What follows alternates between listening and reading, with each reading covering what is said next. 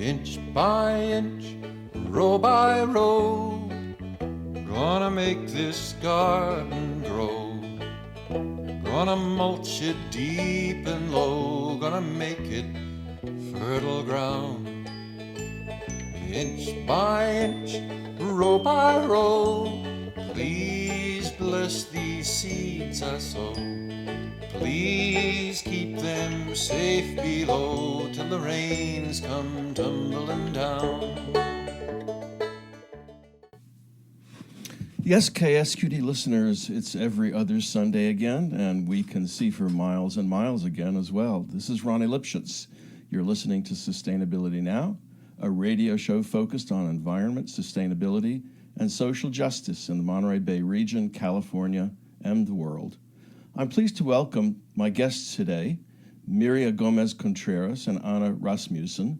They're both co-directors of Esperanza Community Farms in Pajaro Valley. Esperanza Community Farms is a system-changing, sustainable community agriculture project focused entirely and directly on increasing food security and good health amongst low-income families from under-resourced communities in the Pajaro Valley. It's especially available to immigrants and Latinx and indigenous folks who live in Pajaro Valley, providing sustainably farmed, affordable produce for traditionally excluded people of limited income, grown by former farm workers newly trained in organic practices. And by the way, Mireya and Anna will be taking questions during the last portion of today's show, and you can call the station at 831-900-5773 or email onair@ksqd.org. I'll repeat those toward the end of the show. So welcome, Mireya and Anna. I guess the best place to begin is for each of you to tell us a little bit about your background and how you came to community farming. Oh, and be sure to identify yourselves. Okay. This is Anna Rasmussen, and let's see. I've been a social worker in Santa Cruz a long time. Went through the UCSC Farm and Garden Agricultural Horticulture program in 2010, and have decided to try to do some work in Watsonville with making organic produce more affordable and available to families there. So we started a community garden in 2010 and started 10 community gardens over the next 8 years, a program called Mesa Verde Gardens, and then some of the members of that and I co-founded Esperanza Community Farms as a way to grow organic produce for people who didn't want to cultivate it themselves and grow organic produce and get it out into the community. And this is Mireya Gomez-Contreras. Thank you, Ronnie, for having us on today. I wouldn't say that I'm into farming as much as I am into social equity. I mean, I identify as Chicana, and I've been living in the Pajaro Valley for about 30-plus years.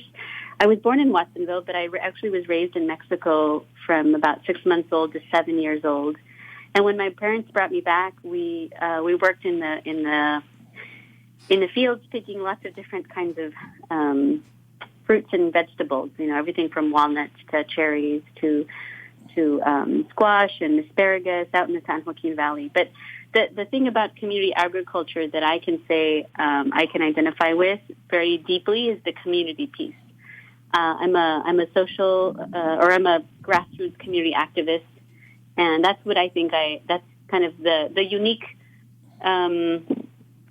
thing that Anna and I as co-directors bring to Esperanza Community Farms, that we each have our unique skill set and informal and formal education and talents around the work that we do.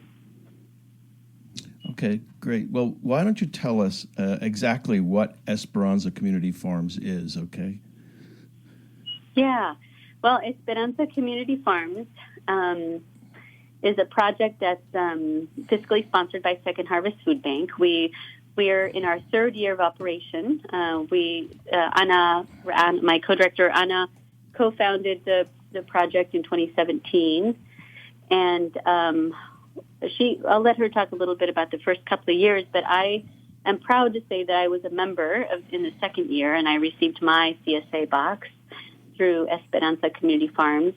At this point, Esperanza is a 3-acre farm that we have a contract over with the Santa Cruz County Land Trust, right on the outskirts of Watsonville, and we farm there. And we are a 5-person team, most of us part-time, with the exception of our farmer, who's full-time. And we grow food, organic food, for produce for 105 families in the Pajaro Valley, who are low-income, mostly immigrant, mostly farm-working families. And they receive a box of fresh produce every 2 weeks. And we run our program from between May to October.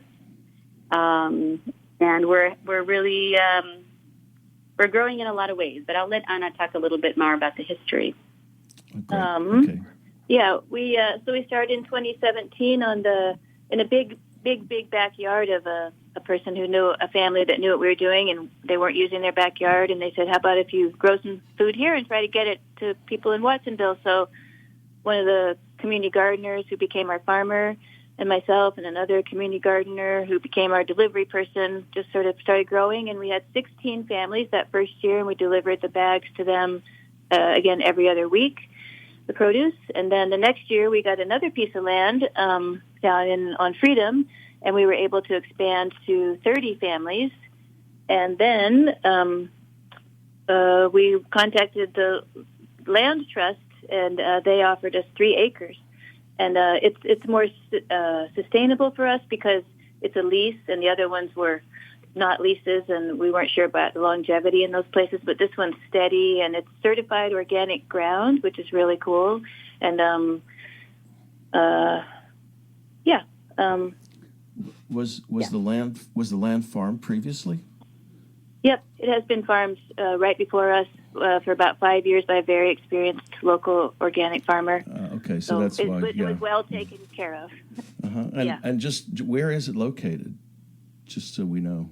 It's at the end of Harkins Slough Road on the Land Trust lands. I believe the Land Trust stewards about 580 organic acres right there. So it's it's around Harkins Slough and some other sloughs. So yeah. Do you have any idea who the other farmers are then around you? Well, High Ground Organics is right there, and also Tomatero's doing some. There have been other farmers, but I think we're kind of looking at our own soil, I have to say, so I don't know if we know all the other farmers. Yeah, sure. How do families find you, or how do you find families? Well, we're really lucky and blessed to be in partnership with the county clinic out of Watsonville, and they invited most of the families that are participating with the program this year. We have 105 enrolled families, and all of them were invited by the county clinic.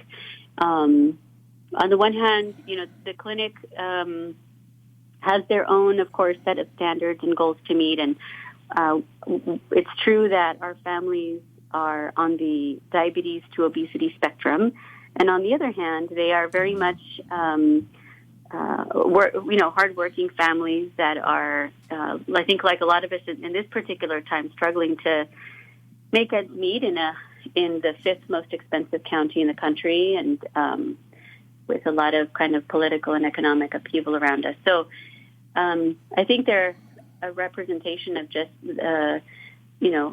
everyday people in Santa Cruz County who are looking for a better future and looking, in this particular time, for ways that we can, at least in our small circle of family and friends, stay grounded and stay healthy. Mm-hmm. I wanted to say something about part of the origin story, I guess, that I live in Santa Cruz and downtown and have for like 37 years. And there are about 6 or so organic food outlets in Santa Cruz. I mean, grocery stores and all the farmers markets where you can buy organic produce. But you can't really get that very easily in Pajaro Valley.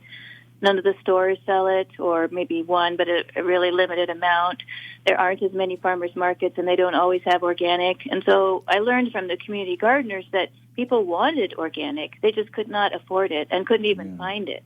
I actually met quite a few people in different stores who had driven from Watsonville to Santa Cruz to be able to buy organic produce. So I'm a social worker. I have a strong heart for social justice and equity, and it just seems there's something really wrong about this one county, that at one end of it you have such a luxury of food options and healthy food, and on the other end of it people just don't have that. And I know that farmers need to make a living, and they sell it at the price that they can sell it, and that's often higher income communities, but it doesn't mean that other people don't also want and deserve and would like to have, fresh organic produce. So that underlies a lot of our beginning. Anyway. It's kind of interesting, though, that organic products are so unavailable, because there are quite a few small farms around Watsonville. We were actually looking at compiling a list of farms, and it's pretty interesting to see who is trying to make a go of it.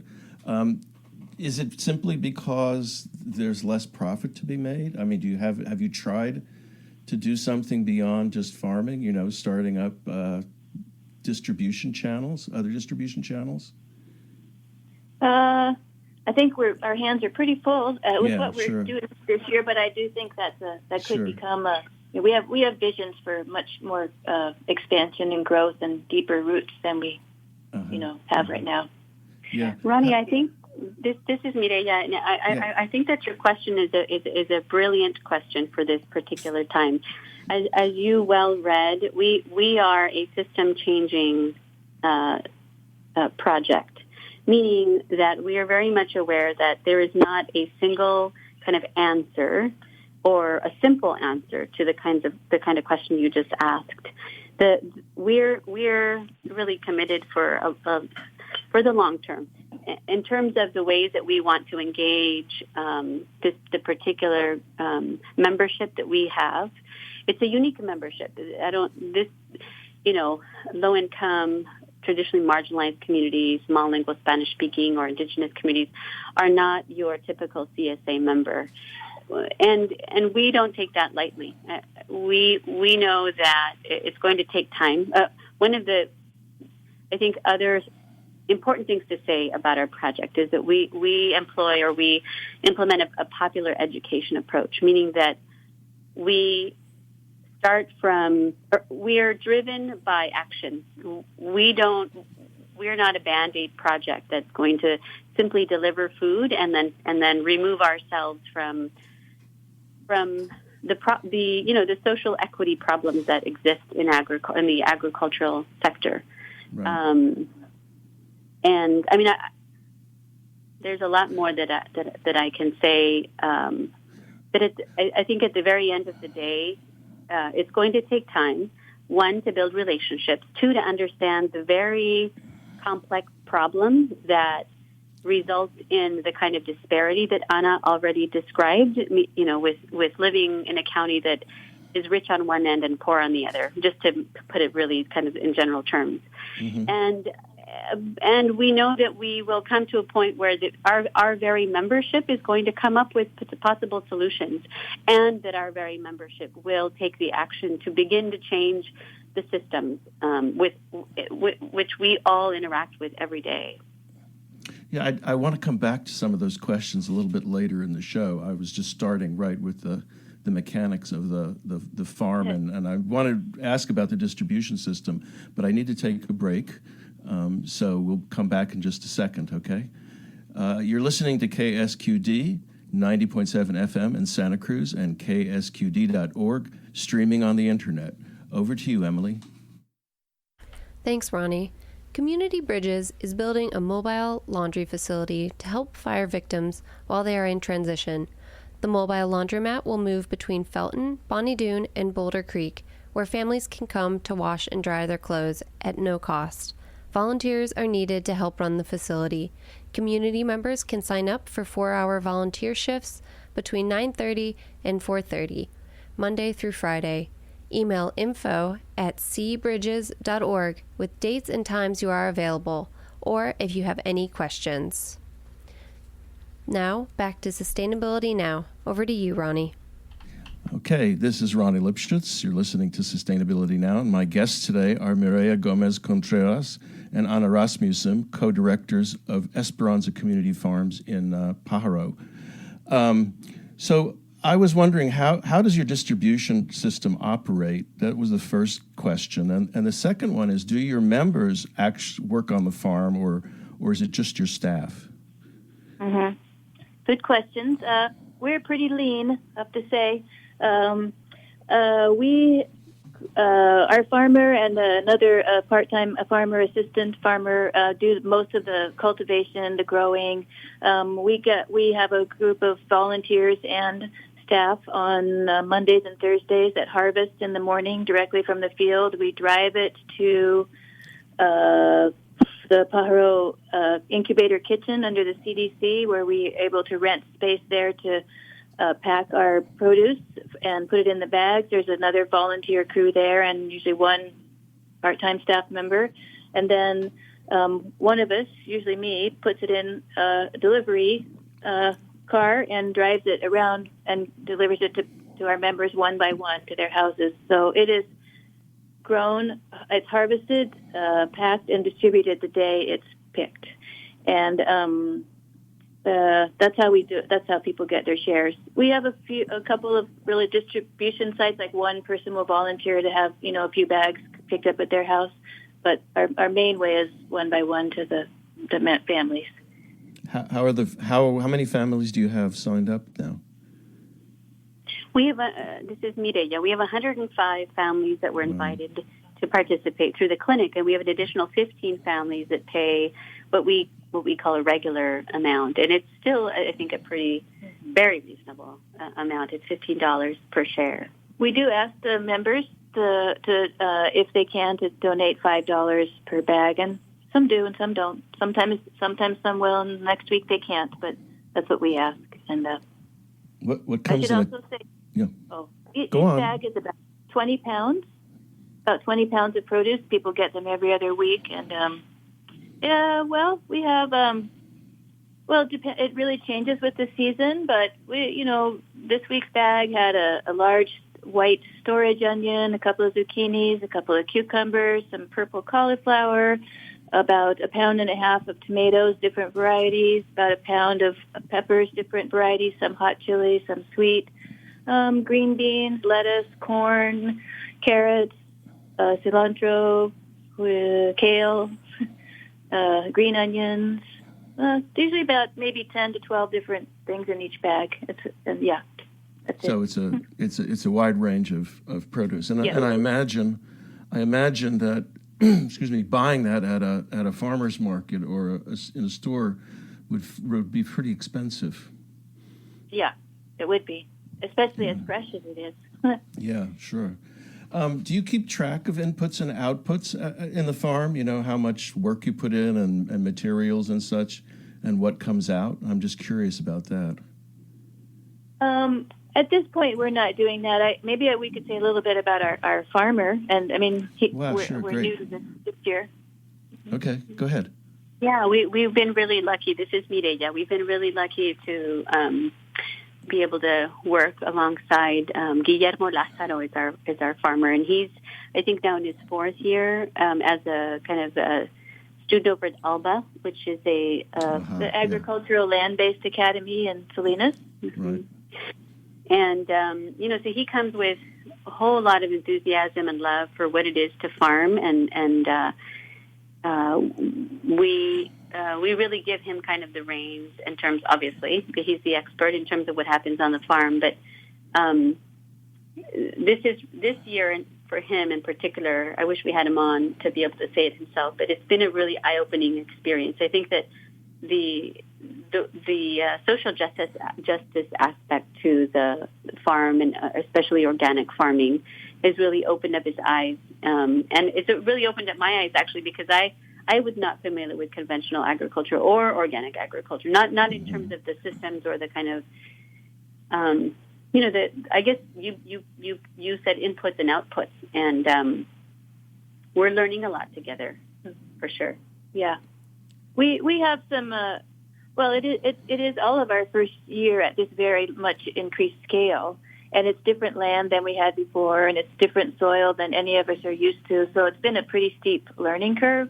And Guillermo's getting some support from the NRCS, National Resources Conservation Services, and some other local people to help him, learn more and keep track of the inputs and outputs. And he's contacting CCOF to consider us becoming certified. And it's interesting.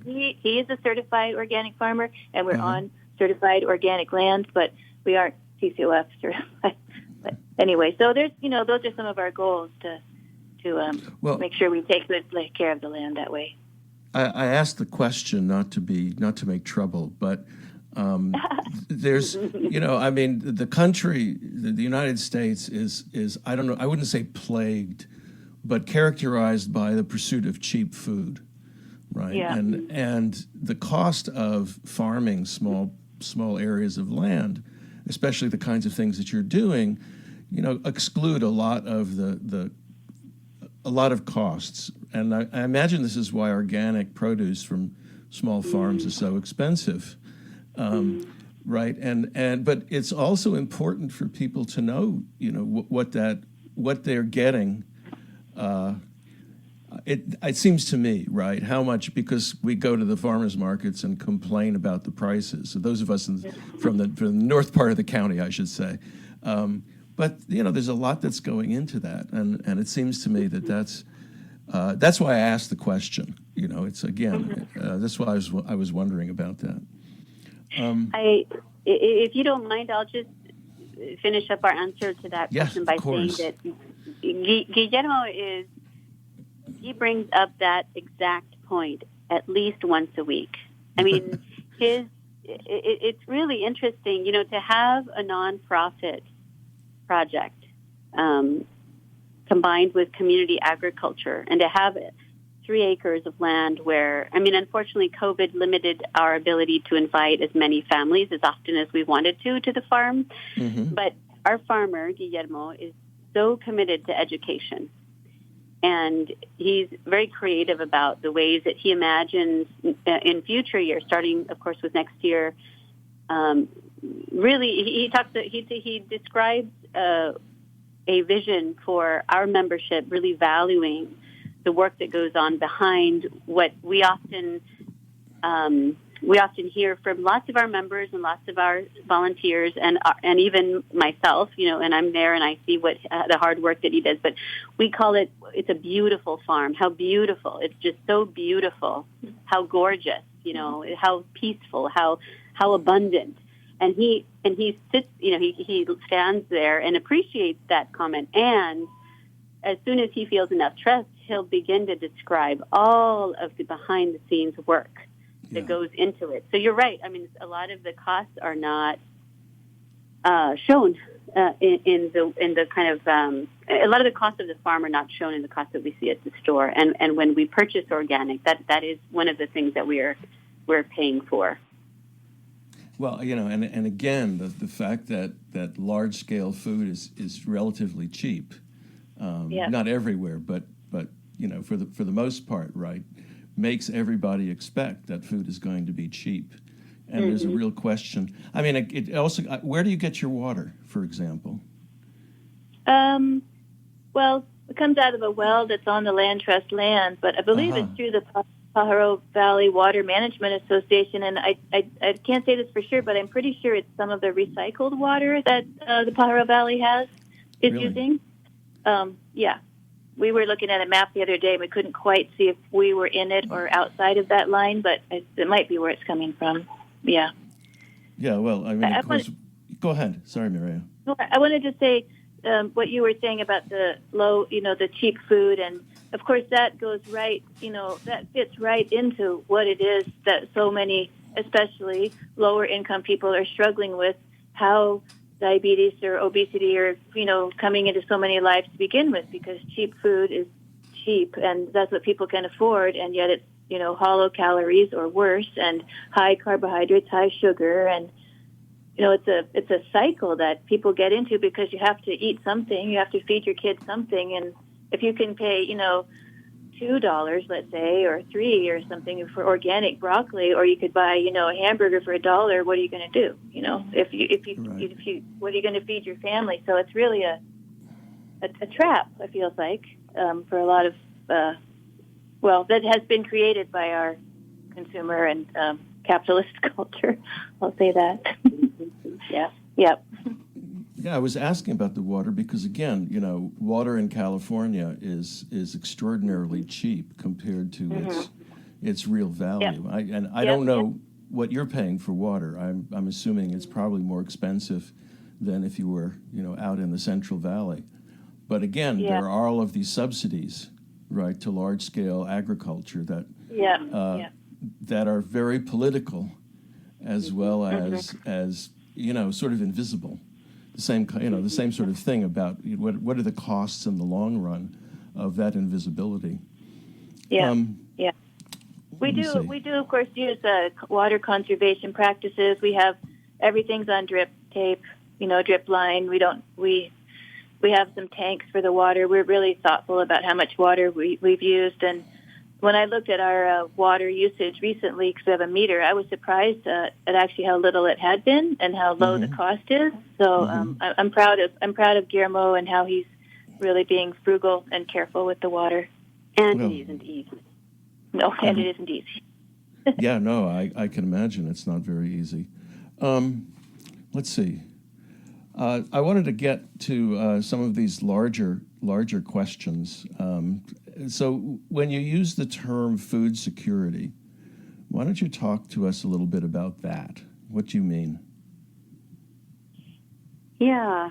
Let's see. Well, food security is traditionally described as food that's available through different access points, but it includes the definition includes both the physical availability, the economic accessibility to the food, and it also includes the as far as food preference. So it's a complex and I think realistic definition of the ways in which some of us have easier access to food than others. That definition is one that I'd like to think that we embody that definition. We think about our project as being a very clearly defined access point for the very people who don't have access to organic, freshly harvested, culturally preferred food anywhere else. We're a unique project in that way, and we believe that we don't have to be the only one, and we hope that we are, well, especially in the near future, that we can begin to partner to be able to explore what ways different or other partners that are committed to food access and food security and food justice can increase the access points for everyone. Okay. Yeah. Let's take a break for a second, and we'll come back and talk some more about that, okay? You're listening to Sustainability Now on KSQD 90.7 FM and ksqd.org, streaming on the internet. Over to you, Emily.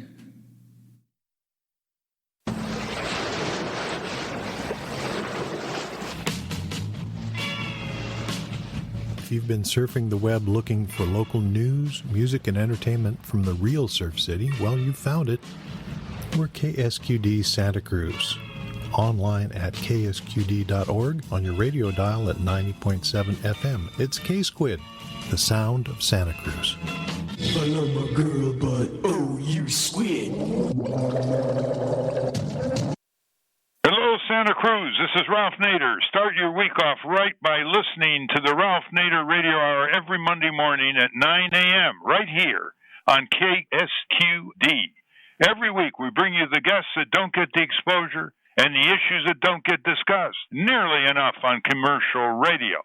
That's every Monday morning, 9 a.m. right here on KSQD. And back to Sustainability Now. Hi, this is Ronnie Lipschutz. You're listening to Sustainability Now. My guests today are Anna Rasmussen and Mireya Gomez-Contreras, who are co-directors of Esperanza Community Farms in Pajaro. We've just been talking about food security, and I wanted to ask what kinds of food insecurity your member families experience, and I actually also are they mostly farm workers, or do they have other types of employment? Yeah, our members are approximately 60 to 65% farm worker families. Others work in retail, some work in education. And yeah, I mean, your question is a good one. I actually think this is a good opportunity to describe kind of a typical family member of our CSA project. And for the most part, our families are families with adults and children. I'd say about a third of our families also include in their kind of definition of family grandparents, and living in Pajaro Valley, and they're low income by any standard that we could look at right now. And Anna spoke to this earlier, but in terms of the ways that our members experience food security, first and foremost, it's from the economic perspective.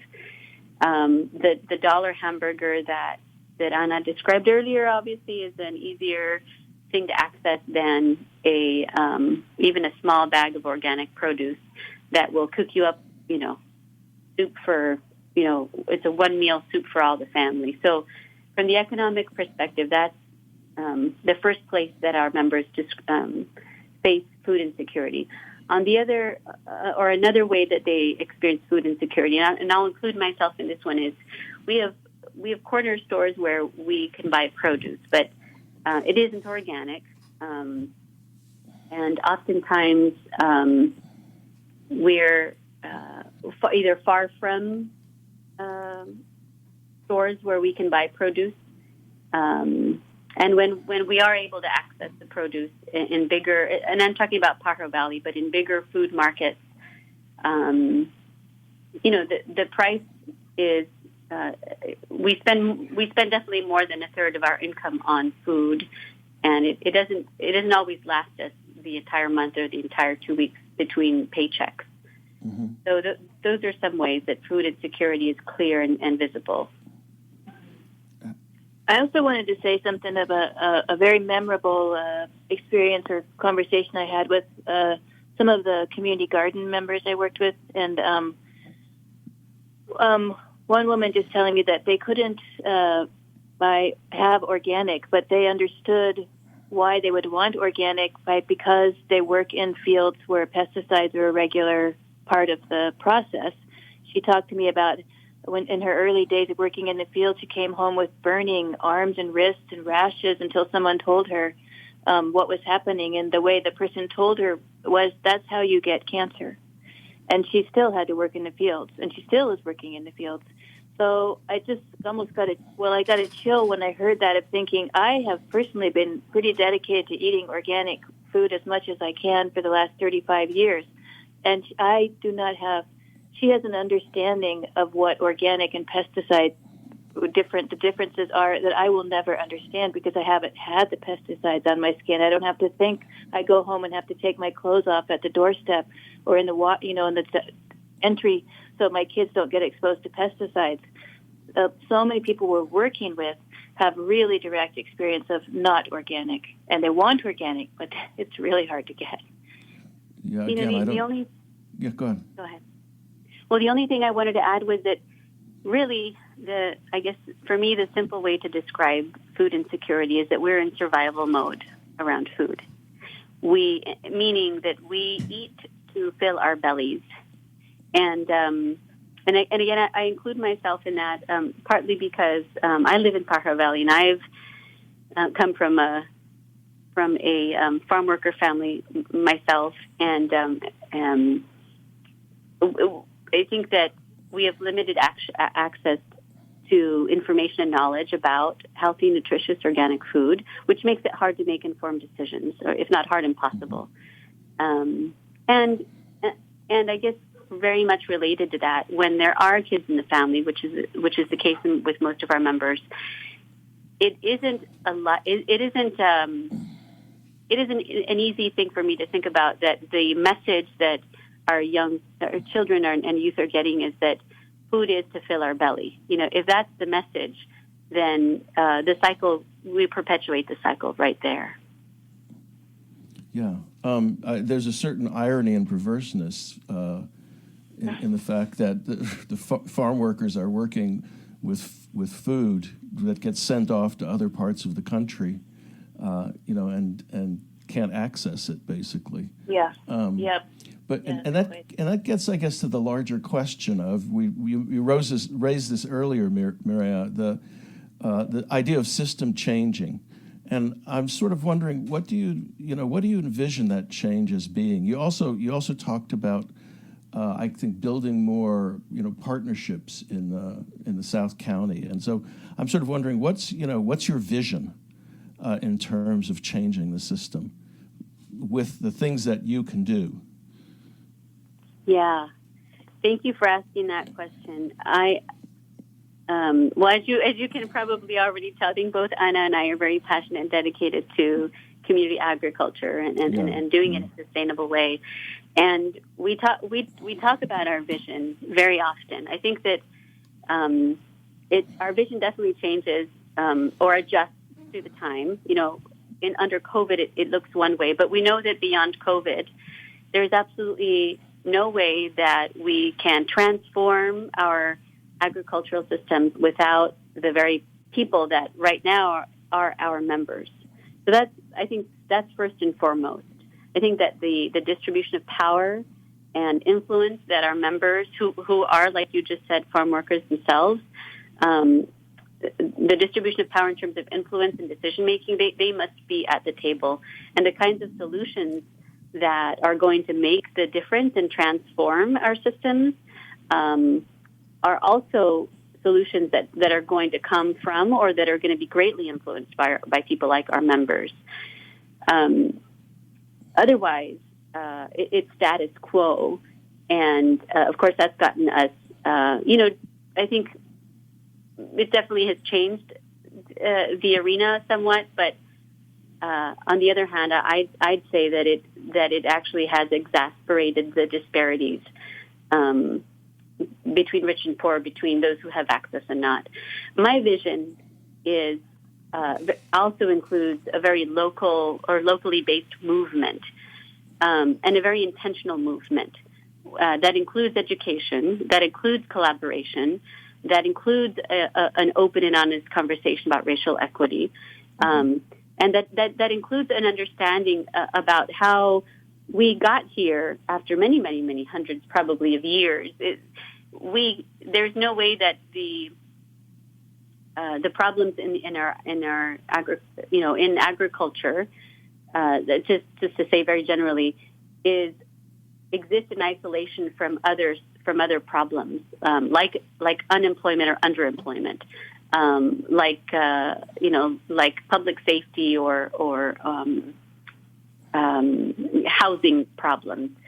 That is definitely part of the vision that we have. That when I speak about partnerships, the partnership is going to be not just with food advocates and champions and leaders, not just with others who are committed to food justice, but they've got to be with people who are championing equitable housing. They've got to be with agencies and organizations and who are championing and working very much on the front lines of increased wages and better employment for all.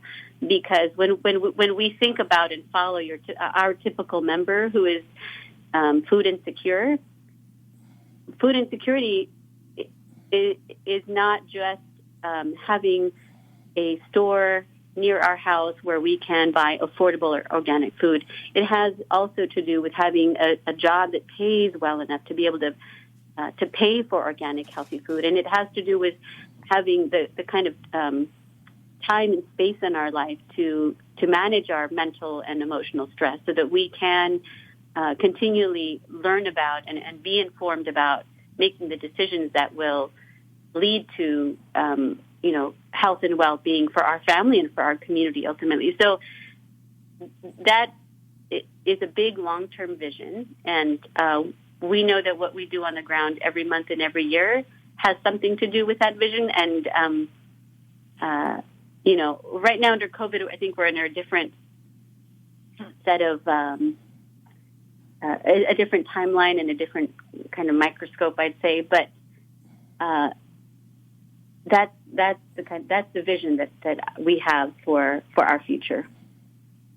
Well, let me push you a bit on that because as I'm listening to you, I'm thinking about one of the basic elements we would imagine of food security is essentially control of the land on which food is grown, right?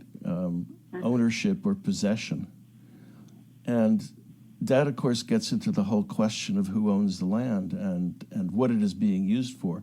The land you're farming is the property of the land trust, right? So it's deliberately kept out of development. But the value of land is so high in California that it's hard to imagine how community farming in some visionary way can happen without expropriation of land. What do you think about that? How do you respond to that? I'm being sort of troublesome here. No. This is the kind of question that really challenges us to be better and to realize our vision. So not troublesome at all. I'd say, like I said before, these are the kind of brilliant questions we need to be talking about often. Not too long ago, about a month ago, I was harvesting at 7:30 in the morning. We start at 7 a.m. on Mondays and Thursdays to deliver that same afternoon. And I was looking over the hills, and I thought to myself, if every family in Pajaro Valley was connected to a doctor and a therapist and a farmer, wow.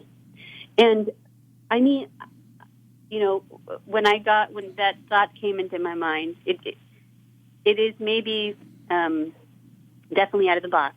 But to me, what it reminded me of, or the thing that it highlighted for me was that the relationship and information is key to beginning to make the shift.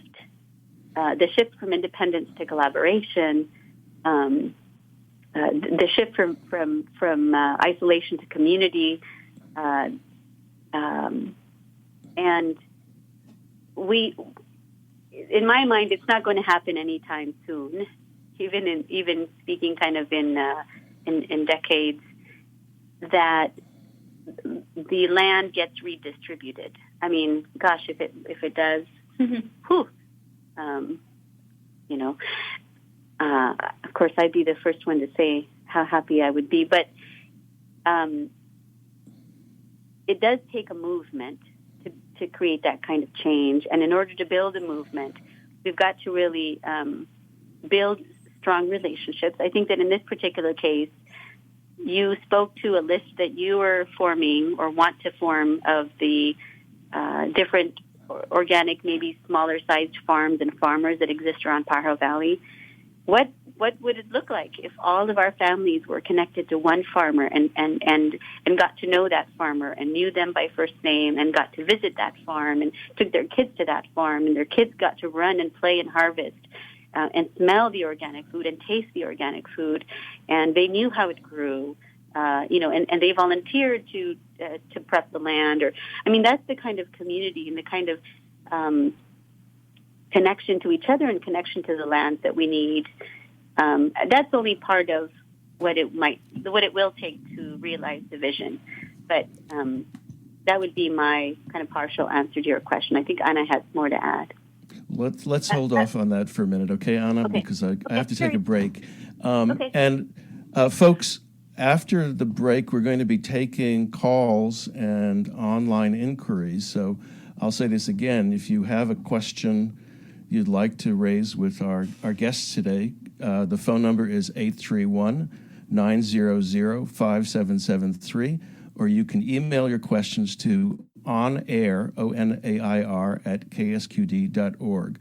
And you are listening to KSQD 90.7 FM in Santa Cruz and ksqd.org, streaming on the internet. Over to you, Emily. Join KSQD tonight at 6 p.m. for our monthly program, Reflections on Buddhism. Each program features a conversation between Patrick McGinn and the Venerable Tenzin, a local Buddhist nun and teacher. This month's topic is environmental activism in Buddhism. Join us for a look at how a spiritual life can include engagement on worldly issues. That's Sunday from 6 to 7 p.m. on 90.7 FM, K-Squid. Many voices, one station. Now, back to Sustainability Now. Hi, everyone. This is Ronnie Lipschutz. My guests today on Sustainability Now are Mireya Gomez-Contreras. I know, but and Anna Rasmussen. They're co-directors of Esperanza Community Farms in Pajaro Valley. We're going to be taking calls and questions. You can phone in at 831-900-5773 or email onair, O-N-A-I-R, at ksqd.org. So, Anna, you were about to say something. Yeah, I wanted to add on to Mireya's vision, and I first want to say I am so blessed and happy to get to work with Mireya, who's got so much heart and compassion and courage, and she's never going to give up on working for real equity in a community, and it's a real honor to work with her and learn from her. And I wanted to also say just about the land. One thing we learned over the years with the community gardens was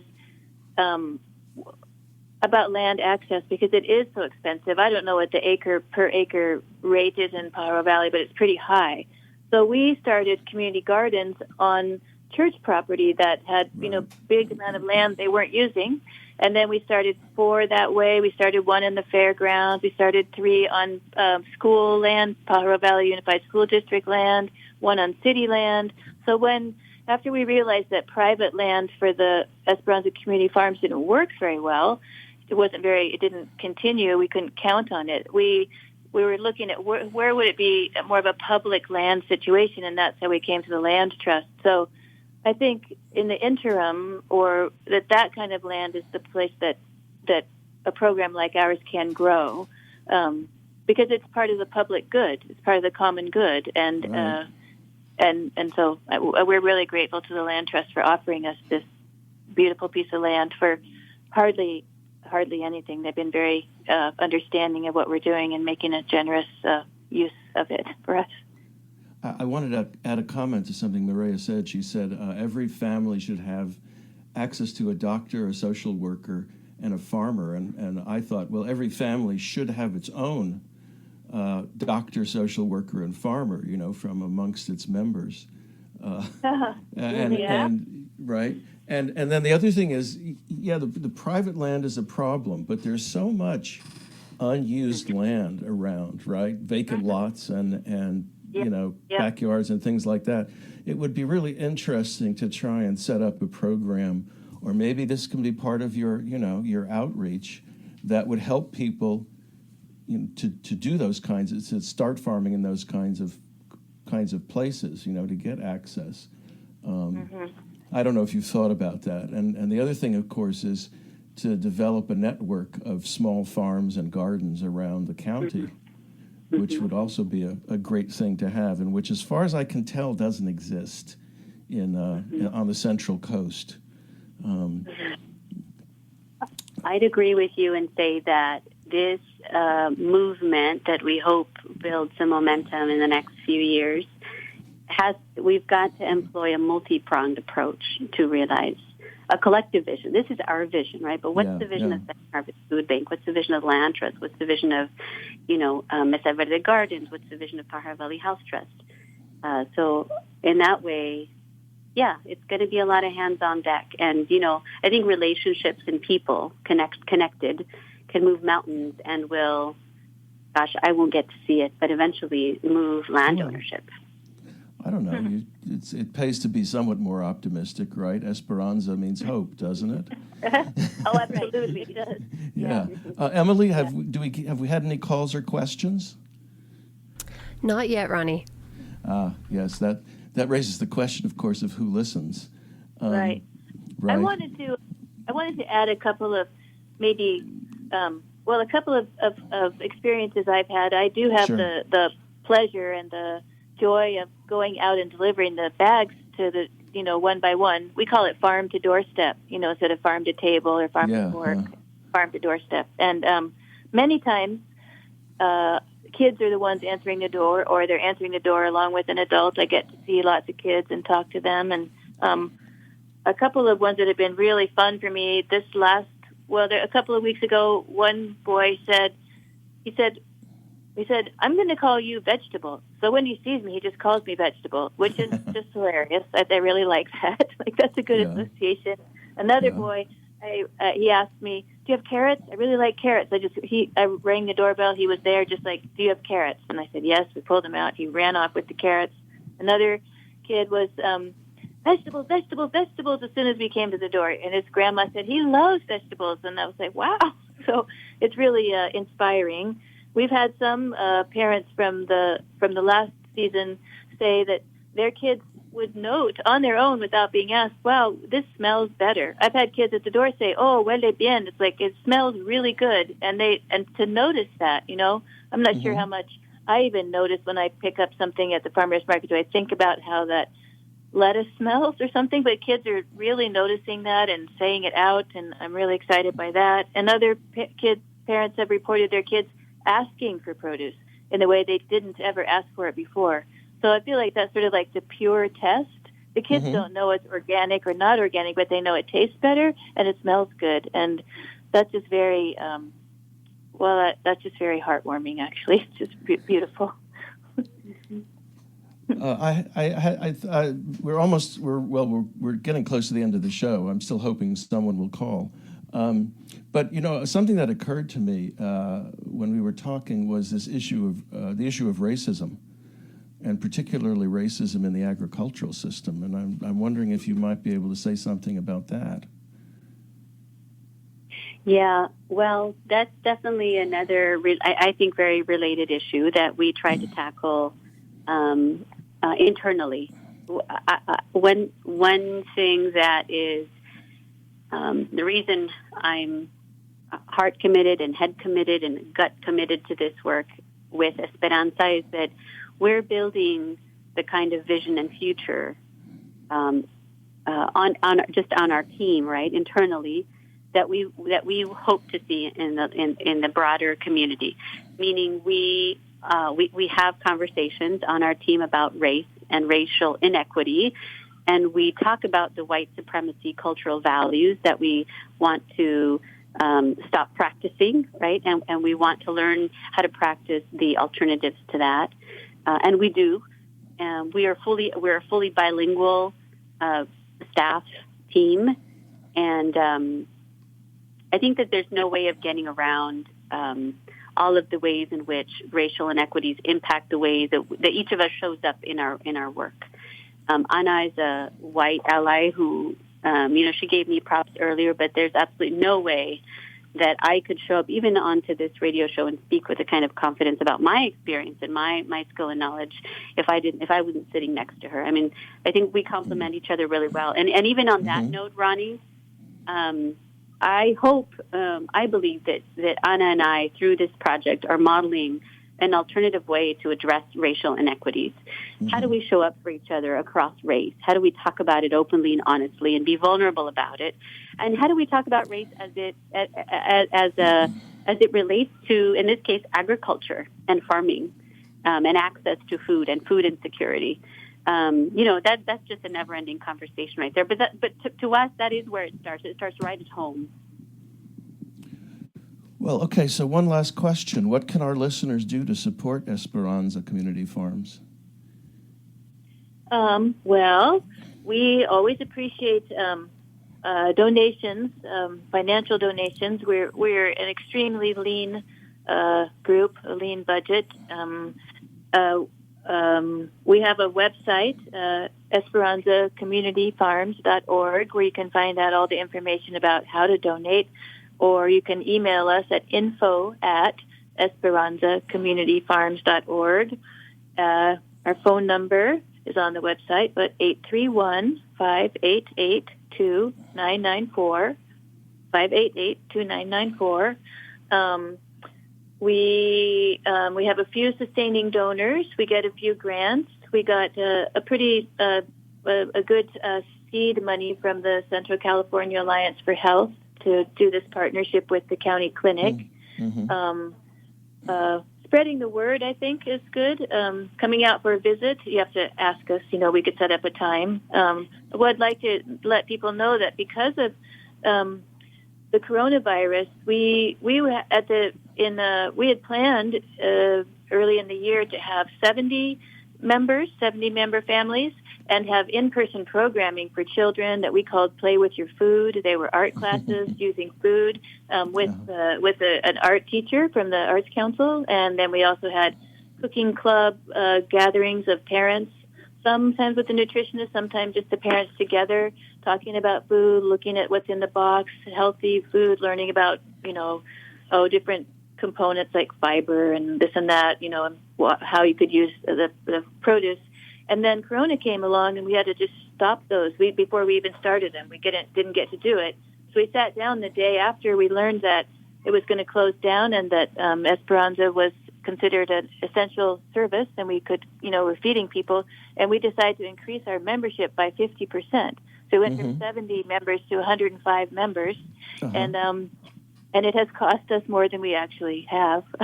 And we're, our bank account running out, but we feel proud of that, and we're dedicated to it, and still it's been quite a stretch. So we could use any support someone wanted to share.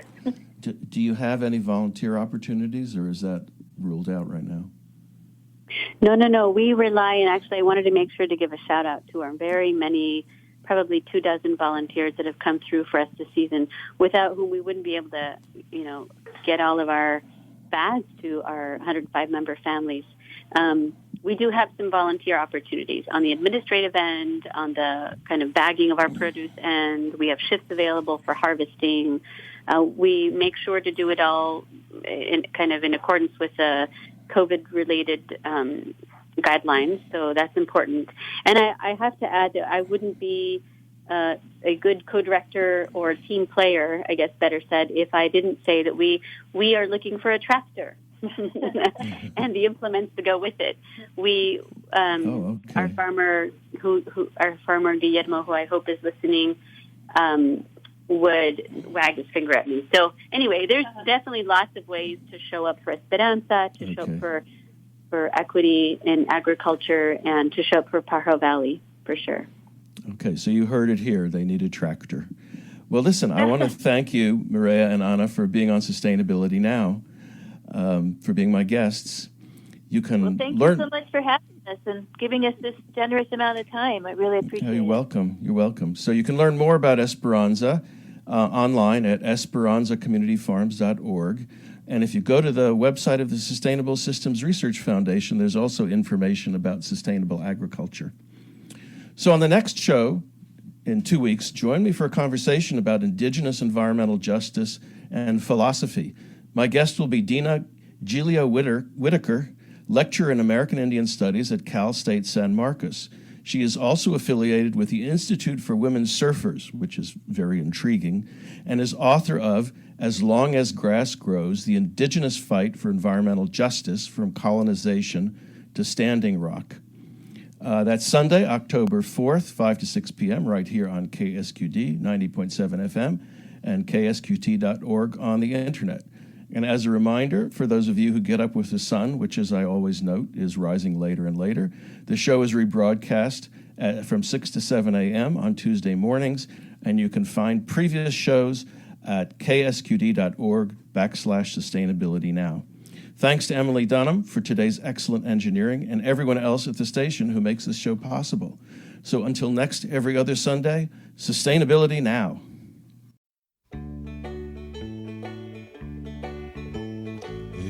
by inch, row by row, gonna make this garden grow. Gonna mulch it deep and low, gonna make it fertile ground. Inch by inch, row by row, please bless these seeds I sow. Please keep them safe below till the rains come tumbling down.